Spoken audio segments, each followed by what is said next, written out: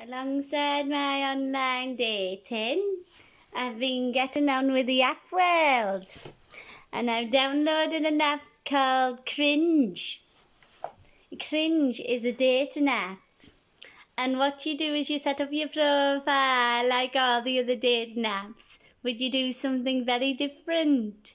You share an embarrassing story about yourself that makes you go cringe. So I shared one about when I was younger. When I was a lot younger, I accidentally fed the family fish bread, and I proceeded to kill the fish accidentally, and we tried to flush it down the toilet.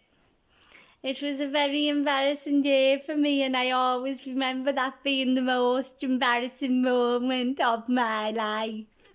So I've shared that as my story on Cringe.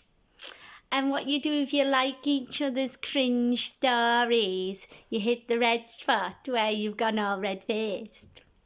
And then you can speak to your potential date. And you don't get to see what the person looks like until after you've read the story and you both go cringe. But you don't actually say it, the app does all that. So I've been reading a lot of cringy stories recently about men that have put their cringy stories on. There was one from a boy called Josh, and Josh played football, and the lads played a little trick on him. They cut all holes in his football shorts and he didn't notice, and he played the game with his bum out. I thought that was a bit cringe, but I never matched with Josh because it was also a bit too cheeky for me. There was another one. What was the other one? Derek. Derek accidentally slipped. He's a cleaner. He works in a big department store, and he was on the shop floor.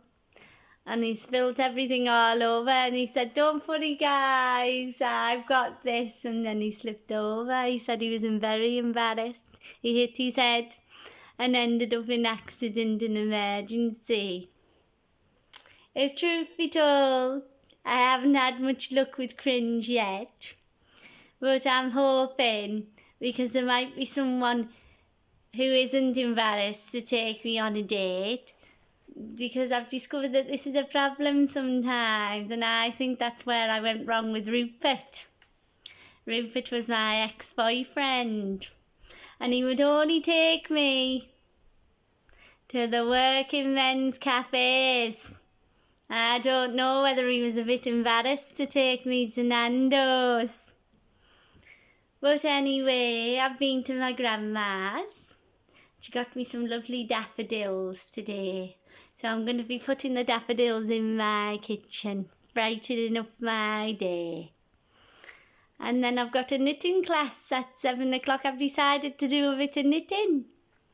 I thought, well, before the winter comes, I might have to knit myself a blanket, because I'm hoping not to be, but I might still be on the single market, and single people are a lot colder in winter, so I've heard.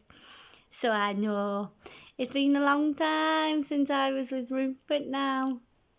It's been many years. And still, I know my soulmate's out there.